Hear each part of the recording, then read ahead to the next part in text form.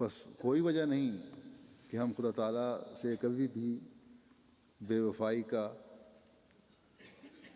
اظہار کیا سوچیں بھی، اس کی باتوں سے کبھی غافل ہوں، توحید کے قیام کے لیے کوشش سے کبھی غافل ہوں۔ جیسے کہ میں نے کہا، پاکستان اور بعض دوسرے ملکوں میں مسیح محمدی کے ماننے والوں کے لیے، ماننے والوں کا ایک گروہ تو صبر اور دعا کے ساتھ اللہ تعالیٰ سے ثبات قدم، استقامت اور رشد و ہدایت مانگ رہا ہے، اور اللہ تعالیٰ کے فضل سے ایمان اور اقان میں اور ہدایت میں ترقی بھی کر رہا ہے۔ اللہ تعالیٰ اس گروہ کی دعاؤں کو سن بھی رہا ہے، ان کے ایمانوں کی مضبوطی اور شیطانی حملوں کا مقابلہ اور بے خوفی اس بات کا ثبوت ہے کہ اللہ تعالیٰ نے ان کی دعاؤں کو سنتے ہوئے ان کے دلوں کو تقویت بخشی ہے۔ نوجوانی میں ابھی قدم رکھنے والے جو ہیں وہ نوجوان بھی اور بڑی عمر کے جوان بھی، یہ تمام خدام بڑے جذبے اور شوق سے اور بغیر کسی خوف کے پاکستان میں اپنی جماعتی طور پر جو بھی ڈیوٹیاں لگائی جاتی ہیں، فرائض دیے جاتے ہیں، ان کو ادا کر رہے ہیں۔ بعض بزرگ مجھے لکھتے ہیں کہ حیرت ہوتی ہے نوجوانوں کے جذبے کو دیکھ کر۔ مسجدیں آج کل پاکستان میں جماعت احمدیہ کی مساجد خاص طور پر بڑی خطرناک جگہیں قرار دی گئی ہیں انتظامیہ کی طرف سے اور پولیس کی طرف سے، لیکن وہاں ہمارے نوجوان ڈیوٹیوں پر جاتے ہیں۔ تو لکھنے والے لکھتے ہیں کہ اگر کسی وجہ سے ایک خادم ڈیوٹی پر نہ آ سکے تو یہ نہیں کہ وہاں نوجوانوں کی کمی ہو جاتی ہے، دو دو تین تین اس کی جگہ تیار ہوتے ہیں اور کوشش کر رہے ہوتے ہیں کہ جو متبادل لینا ہے وہ ہمیں لیا جائے۔ گھر سے یہ کہہ کر جاتے ہیں کہ اگر ہم واپس آ گئے تو ٹھیک، الحمدللہ، اور اگر نہ آ سکے تو اللہ تعالیٰ اپنے وعدے ہمارے حق میں پورے فرمائے۔ یہ ایمان ہے جو ان کے دلوں میں قائم ہو رہا ہے۔ ایک عجیب جذبہ ہے جو مسیح محمدی کے یہ غلام دکھا رہے ہیں۔ اللہ تعالیٰ جہاں ہمیشہ ان کے جذبوں کو زندہ رکھے، وہاں اپنے خاص فضل سے ان کی حفاظت بھی فرماتا رہے۔ آج مسیح محمدی کے ماننے والے نوجوان بھی ایک عجیب تاریخ رقم کر رہے ہیں۔ یہ بھی وہ نوجوان ہیں جو اپنے عہدوں کی پابندی اور توحید کے قیام کے لیے کسی سے پیچھے نہیں ہیں۔ حقیقت میں یہ وہ لوگ ہیں جو اپنی جان، مال، وقت اور عزت کی قربانی کے لیے ہر وقت تیار بیٹھے ہیں۔ یقیناً یہ لوگ اللہ تعالیٰ کی خوشنودی حاصل کرنے والے ہیں۔ بس تقویٰ پر قدم مارتے ہوئے اور عبادتوں کے معیار بڑھاتے ہوئے اللہ تعالیٰ کی خوشنودی کو پہلے سے بڑھ کر حاصل کرتے چلے جائیں۔ یہاں جو آپ لوگ میرے سامنے بیٹھے ہیں یا اجتماع گاہ میں بیٹھے ہیں، آج خدا احمدیہ کا اجتماع ہے، اور میرے براہ راست مخاطب ہیں جن کو اللہ تعالیٰ کے فضل سے اجتماعات کرنے کی آزادی بھی ہے اور اپنی مرضی سے جو پروگرام بھی ترتیب دینا چاہیں اس پر عمل کرنے کی آزادی بھی ہے، جن کو تربیتی پروگرام بنانے کی آزادی بھی ہے اور جن کو تبلیغ کے پروگرام بنانے کی آزادی بھی ہے۔ اپنی ذمہ داریوں کو سمجھیں۔ صرف اجتماع کے یہ 3 دن ہی آپ میں عارضی تبدیلی کا باعث نہ بنے، بلکہ ایک مستقل تبدیلی اپنے اندر پیدا کرنے کی کوشش کریں۔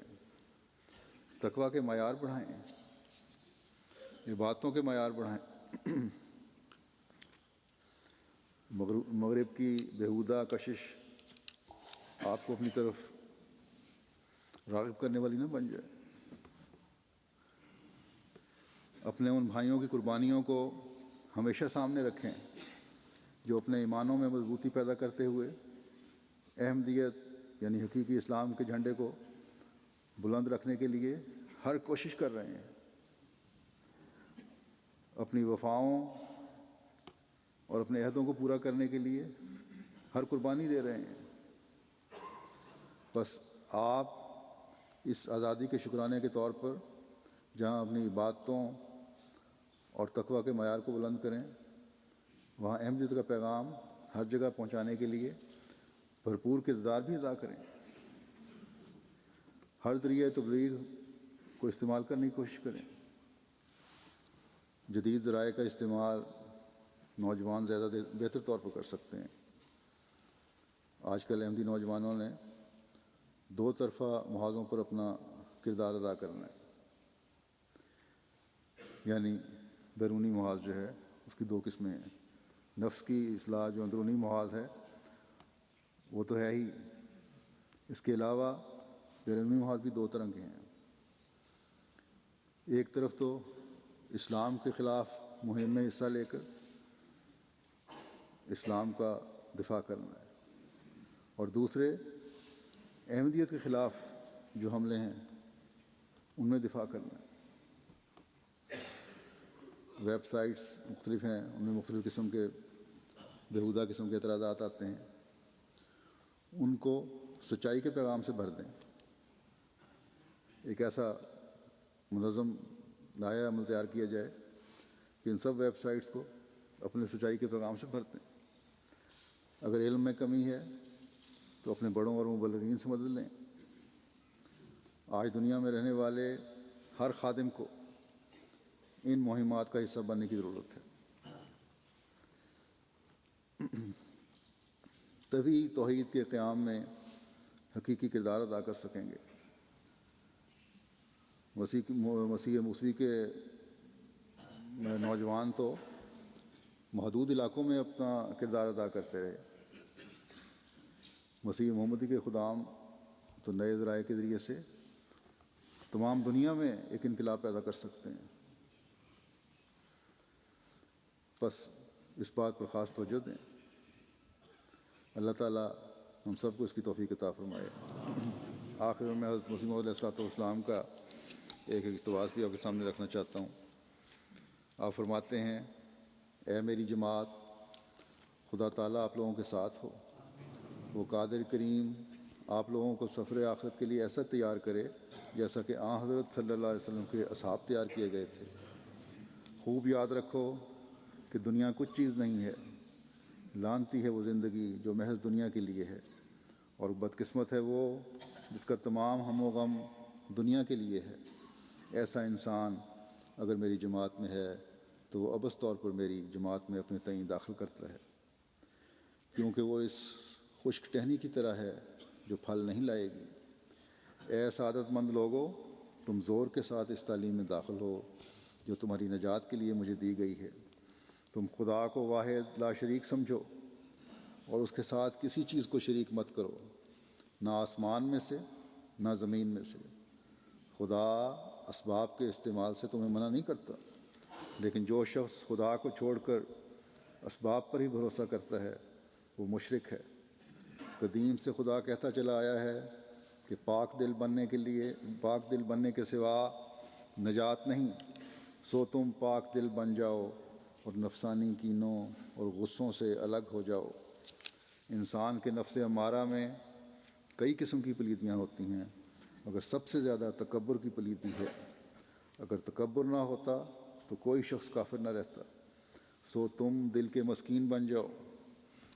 عام طور پر بنی نوع کی ہمدردی کرو جبکہ تم انہیں بہشت دلانے کے لیے واعظ کرتے ہو، سو یہ واعظ تمہارا کب صحیح ہو سکتا ہے اگر تم اس چند روزہ دنیا میں ان کی بدخواہی کرو۔ خدا تعالیٰ کے فرائض کو دلی خوف سے بجا لاؤ کہ تم ان سے پوچھے جاؤ گے۔ نمازوں میں بہت دعا کرو کہ تا خدا تمہیں اپنی طرف کھینچے اور تمہارے دلوں کو صاف کرے، کیونکہ انسان کمزور ہے۔ ہر ایک بدی جو دور ہوتی ہے وہ خدا تعالیٰ کی قوت سے دور ہوتی ہے، اور جب تک انسان خدا سے قوت نہ پاوے کسی بدی کے دور کرنے پر قادر نہیں ہو سکتا۔ اسلام صرف یہ نہیں ہے کہ رسم کے طور پر اپنے تئیں کلمہ گو کہلاؤ، بلکہ اسلام کی حقیقت یہ ہے کہ تمہاری روحیں خدا تعالیٰ کے آستانے پر گر جائیں اور خدا اور اس کے احکام ہر ایک پہلو کے روح سے تمہاری دنیا پر تمہیں مقدم ہو جائیں۔ اللہ تعالیٰ ہمیں حضرت مسیح موعود علیہ الصلوۃ والسلام کے ان ارشادات پر عمل کرنے کی توفیق عطا فرمائے۔